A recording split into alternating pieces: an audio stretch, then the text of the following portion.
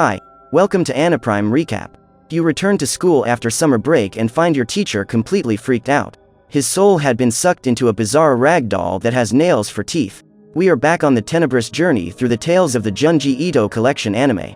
In this video, we will explore some adventures of the character Souichi, a peculiar boy who has paranormal abilities and uses them to make the most diverse diabolical traps on the people around him. We'll start with a short story called Souichi's Convenient Curses. This story begins with the protagonist nailing some sort of voodoo doll to a tree. As the boy hammered the nails on the other side of town, Uya, his schoolmate, begins to feel a severe stomachache. The next morning, in the classroom, Souichi overhears two girls talking about what happened the night before. They comment that Uya was found passed out on the street and ended up being hospitalized. Hearing this, Souichi smiles and tells himself that that boy was very cocky and needed a lesson. Meanwhile, outside, Kuroda and Akiyama are fighting. Apparently, this isn't the first time they've had a falling out. Souichi watches from afar and is already planning his next trap. On the way back home, he finds a frog buried among the dry winter leaves and takes it home, on the pretense that it was too cold in the forest. Upon arriving home, he introduces the new family member and uses the animal to scare his older sister. But he ends up being interrupted by his brother, who makes fun of him by saying that Souichi is an exotic boy. Back in his room, he plans a new curse, which he will cast against another of his colleagues. He goes into the forest in the middle of the night and starts digging a grave, where he buries a doll similar to Kuroda. Souichi orders him to stay there hibernating and leave only when spring arrives. A few days later, some boys from Souichi's class comment that Kuroda hasn't been attending classes anymore. They even question Akiyama about the boy, as he and Kuroda had been fighting the week before. From a distance, Souichi overhears the conversation. What he didn't expect was that the old man who takes care of the forest would interfere in his plans. Seeing a doll nailed to his cedar once more, the old man is possessed with rage and swears to himself that he will find the damn person responsible for doing it. A little further on, the man finds another doll buried and his anger only increases. Soon after, he spots a body buried with its head out. At first he believes he is a dummy, but when he approaches, the old man is startled to discover that he was a teenager who was buried alive. The next morning, that was the main subject at school. Kuroda had been found passed out and buried in a cedar forest. When he woke up in the hospital, the boy said he didn't remember anything about what had happened. Upon hearing this, Souichi becomes very upset. After all, his intention was for Kuroda to leave there only in the spring. But since his plan didn't work, the boy starts to create a new curse. This time, he notices three of his classmates who used to be close friends. The boy notices that Kawai and Ishizaka aren't talking to each other much during their conversation and theorizes that something could have happened between the two. This reason created in his head was enough to make him plot something against Kawai, under the pretense that he would be helping Ishizaka to get revenge on him. That night, at his house, Souichi tries again to scare his sister, this time with a spider he was holding with the help of a pair of chopsticks. Kuchi, his brother, interferes again in this bad joke. The boy slaps the spider and it lands in Souichi's face. The boy tastes his own medicine and gives a hysterical scream. His two older brothers are surprised to find that the youngest is also afraid of spiders. The next day, during class, Souichi uses a pin to skewer a wooden puppet. At that time, Kawai feels a strong stomach ache and asks the teacher to go to the bathroom. Once in the cabin, he realizes that his stomach has stopped hurting and tries to leave to go back to class. However, the door was locked and the boy had to climb out of the opening at the top. But before he could do that, Souichi throws a spider at the wooden puppet and it appears there in the bathroom, where Kawai was. The boy despairs when he sees those giant hairy legs climbing on the door. And to make things worse, the spider begins to wrap him in its web, as if he were an insect. Later, Kawai is found passed out in the bathroom, his entire body wrapped in toilet paper. Souichi approaches Ishizaka and asks if he is satisfied with the result. But Ishizaka interrupts him and says he doesn't know what Souichi is talking about. The protagonist hides. He is embarrassed that Ishizaka caught his attention in front of other students, and plans to get revenge on him. That night, he makes a call to Ishizaka's house and says that the young man has been drawn to win a gift, but he would need to attend Sakurayama Park if he wanted to receive it. Despite knowing that was Souichi's voice, the boy goes there to find out what his classmate wanted with him. While waiting for him, Ishizaka is surprised by a mysterious creature with giant arms and legs. He is terrified and tries to flee through the forest, but the monster continues to chase him, until one of the creature's legs gets caught in a trap. The old man who guarded the forest spread traps everywhere in order to capture the person responsible for nailing dolls to his cedars. Ishizaka discovers that the whole scene was Souichi's work trying to scare him. The boy leaves, leaving the protagonist trapped in the tree. And he still advises him to get out of there soon, before the old man finds him. Minutes later, when Souichi was about to break free, the man arrives with an axe in his hands. The boy even tries to hide, but the old man throws the axe and almost hits his head. The man says that's the price for vandalizing his trees and assures Souichi that he won't make it out of there alive. The boy starts screaming desperately, but luckily for him, Kuchi appears and manages to convince the old man to release his brother. Otherwise, he would denounce him for spreading traps for humans in the forest. Back at home, Souichi refuses to listen to his parents' sermon. Instead, he goes to his room to check on the frog he caught in the woods a few days earlier. The boy opens the box where he had trapped the animal and discovers that the animal was already rotten. It definitely seems impossible to have a happy ending in the hands of this devilish boy. On a dark night, a boy walks alone through the forest in search of insects. He has a frightening appearance and always carries nails in his mouth.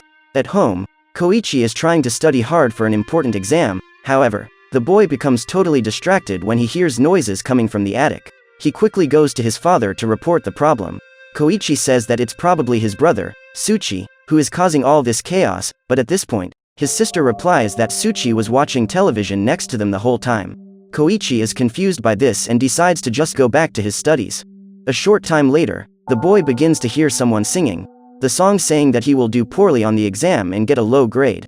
Koichi is once again enraged, as he recognizes that it is his brother's voice. He comes out of his room and starts chasing him. After running through a few rooms of the house, Koichi manages to immobilize the younger boy. The bizarre boy says that he wasn't singing any songs, but his brother doesn't believe his words and decides to take him to his father. After they are reunited, Suichi claims that his brother has become neurotic and that whoever was tormenting him is actually a poltergeist, a restless spirit that makes strange noises around the house and lowers the room temperature. Koichi replies that he doesn't believe in this fanciful explanation. He says it's cold because it's winter and the noises are caused by his own brother. Suichi says that the boy will be sorry for scoffing and not believing in poltergeists. A few minutes later, Koichi goes back to his room to continue studying, but he hears strange knocks and soon realizes that some objects around him are floating. He wonders if this is really paranormal activity. However, as he approaches the items, he identifies that they were all being controlled by lines. Koichi follows their path and realizes that they were all coming out of his closet.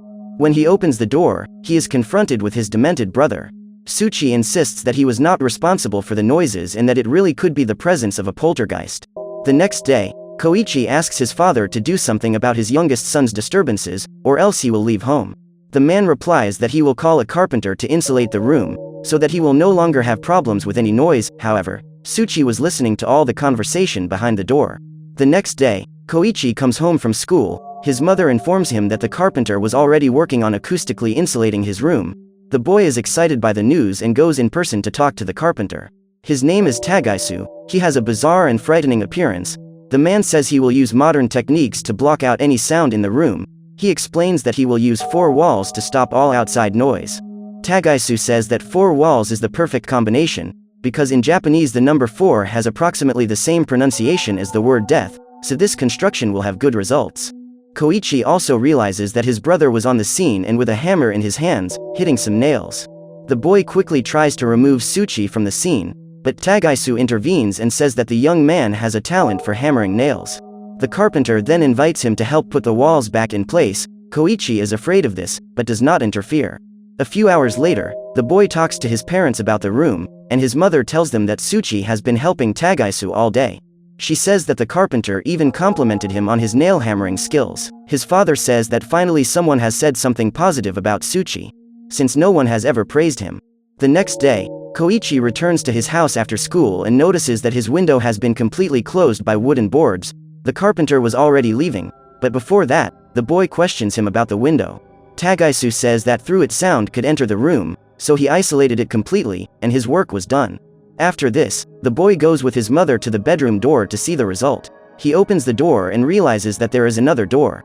Koichi doesn't understand this and opens the second door, but this would lead him to a third. The boy also notices that as he advances, the space becomes smaller.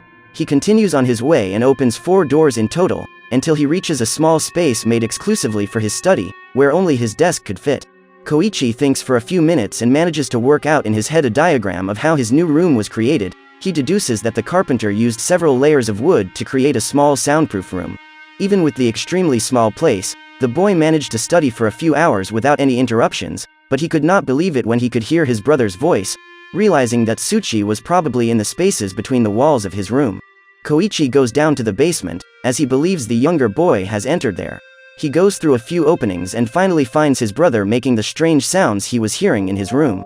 A chase begins, but Suichi manages to escape due to the many passages that exist in the place. Koichi in the middle of the chase ends up getting hurt when passing through a wall with many nails and finally falls into a mud puddle. Koichi stops for a moment and decides to change his strategy. He simply ignores his younger brother completely. Over the next few days, the boy found another place to study. Meanwhile, Suichi continued to make noises in his room, believing his brother was in the place.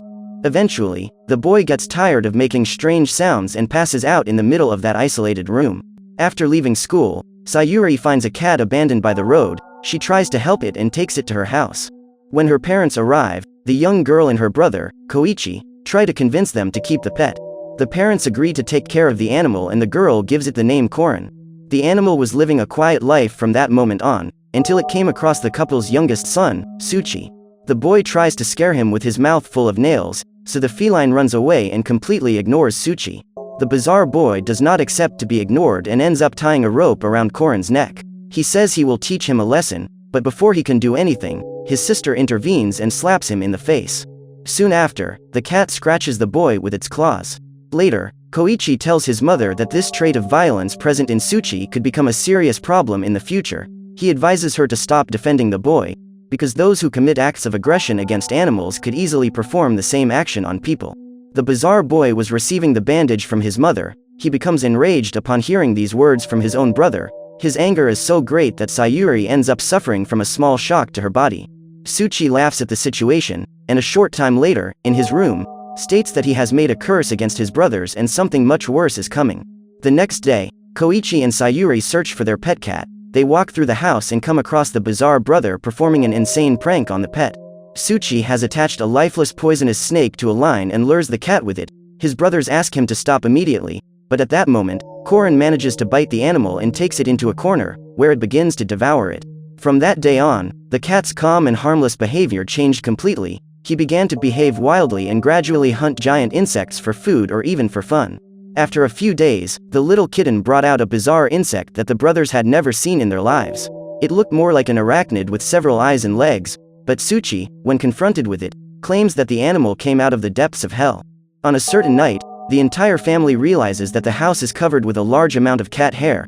Koichi also explains to his parents that he has closed all the doors and windows so that Korin cannot get out and bring something bizarre into the residence. Sayuri asks her older brother for help, as she believes Suichi has the animal in his room. When they get there, the brothers find Korin and Sayuri asks her brother to return the animal, but as she approaches him, the girl goes into shock when she is confronted with the demonic expression on her pet's face. Koichi then tries to take the cat for himself, but before he could do anything, the kitten becomes enraged and releases a gigantic electric discharge. Suichi also receives the electrical discharge and after a few seconds, a large explosion takes place in the house. The next day, the family meets Suichi in the hospital. He is completely injured from the shock he received, but even in this state, he curses everyone in his family. Sayuri realizes that Korin is back to normal after the bizarre event, at least that is what she believes. It's the first day of school and the students are returning from summer break. Professor Yanagita arrives in the room to teach the first class of the day, but there is something strange about him. His face is completely different than it was before the holidays and his mouth is full of nails. During the break, Souichi and Yanagita play with throwing nails at each other. From afar, some students observe and decide to investigate. After all, the Yanagita professor they knew would never participate in this kind of prank, apart from that his appearance was more similar to a rag doll than a person. Wakayama, the class representative, questions Souichi about what he had done to the teacher. The boy tries to run away to avoid being interrogated, but Wakayama pulls him by his shorts and ends up exposing his backside. Souichi even manages to escape, but is furious with his colleague. He then thinks of some way to punish him for the shame he put him through. The next morning, Wakayama notices the presence of hair growing on his face. That was the result of the plague cast by Souichi. At school, all the students make fun of the boy.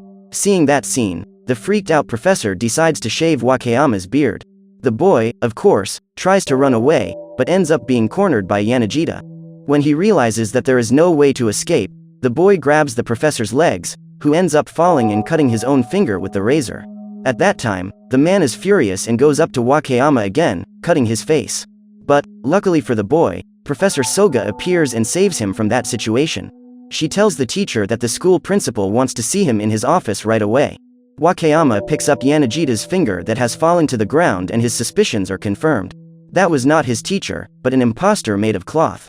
Later, he and his friends arrange to find Professor Soga so they can come up with a plan to find the real Professor Yanagita. But, to the boy's despair, this time, it was a rag doll trying to impersonate Professor Soga. The monster chases after them and manages to capture Kutra. While trying to kill him with a rope around his neck, Wakayama spots a bonfire and takes the opportunity to make a barbecue with the diabolic rag doll. His plan works and the woman runs away in despair. Then the boys go to Souichi's house to investigate, as he was the only one capable of creating it all. In the basement, they find a puppet similar to Wakayama and soon the boy understands that Souichi had made puppets of his teachers and somehow put them in their place. The boy already knows that he will be the next one, as Souichi had made a doll similar to him. Kota tries to destroy that puppet, but Wakayama prefers to let Souichi go ahead with his plan so they can find out what happened to their real teachers. Souichi makes final preparations for Wakayama's puppet, but his brother arrives just in time and questions the boy about that bizarre puppet. The boy runs away as usual so he doesn't have to explain and the doll goes after him. Then Professor Yanagita's puppet appears and calls Souichi to play with the nails. Souichi denies it and says that there is something more interesting waiting for him. In the schoolyard, Wakayama is losing his strength. That damn doll has already started to suck his soul. The monstrous teacher is about to catch him when the boy's puppet runs past her. She runs after him and destroys him, saying he was the one who set her face on fire. Soon after, Souichi appears running away from Professor Yanagita. The puppet continued to shoot nails at the boy. And when he tries to escape by climbing the fence, his rear is exposed again by the creature he created. And this time, the whole school was there to watch that dark scene. In this moment of despair, Souichi cancels his curse and both Professor Yanagita's puppet and Professor Soga's puppet revert to inanimate dolls. That same day, the real teachers were found alive in their homes. And finally, Wakayama managed to get rid of that weird beard. Souichi, on the other hand, was still embarrassed about being exposed to all of his schoolmates. Suichi is an awkward boy who uses nails instead of teeth in his mouth and loves to end the lives of everyone around him. He has a very sadistic and evil mood, and has dark magical abilities. He had a classmate named Otsuka hospitalized in severe pain, as the girl he liked, named Midori, really only had eyes for the popular student. This student spread several rumors, saying that he had famous family members and that he saved a child from being hit by a car, becoming a hero among the students. The worst rumor was that Midori and he were having a romantic relationship. The girl completely freaked out and revealed that she had seen Suichi whispering around some girls in order to spread false rumors so that everyone would fall for his lies. Suichi was unmasked and teased by the whole class after that. And certainly, he would get his revenge. After a few days, something creepy appeared taped to the classroom blackboard. The Fuchi model image, from a magazine. The whole room was shocked at the image of that monster. Everyone started talking about a new rumor that 4 students had left school and found a very tall woman in a dark alley. She was standing there saying absolutely nothing, until she asked them if they thought she was pretty. When the boys' eyes got used to the darkness, they could see her terrifying face. They ran away terrified, but she chased them at high speed screaming that she would devour them. Some students may think this is a hoax, but we know that Fuchi is capable of hunting down people who disagree with her appearance. But the rumors don't end there. Midori was very jealous of the student Madoka, because the girl also liked Otsuka. The new information was that Madoka bathed in a mysterious swamp that could make the person more beautiful. Convinced by her friend that she should do something to win Otsuka's heart, Midori decides to go to the damsel's abyss swamp, aspiring the ultimate beauty. It was clear where these strange rumors would lead. She enters that disgusting place in her bathing suit. Then she hears someone laugh. It was Suichi. He reveals that all of the rumors were false and made by him, including about the monstrous model. He wanted to get revenge on Midori, and for that, he started taking several pictures of her to show everyone that the girl really went to bathe in the swamp. But, not everything said by Suichi was a lie. Out of nowhere, several birds startle behind the trees and a huge head comes out of the lake and raises a gigantic and even more demonic version of Fuchi. She screams at Suichi saying that he doesn't have permission to take her picture in the swamp, and she's going to show him what happens to anyone who breaks that rule. adding that he looked really juicy. Midori manages to escape, but Suichi just keeps saying that she was too beautiful, and once again the end of the victims becomes a mystery. So what do you think about this anime? Leave it in the comments below. And if you like the video, like it and subscribe for more animes. See you next time.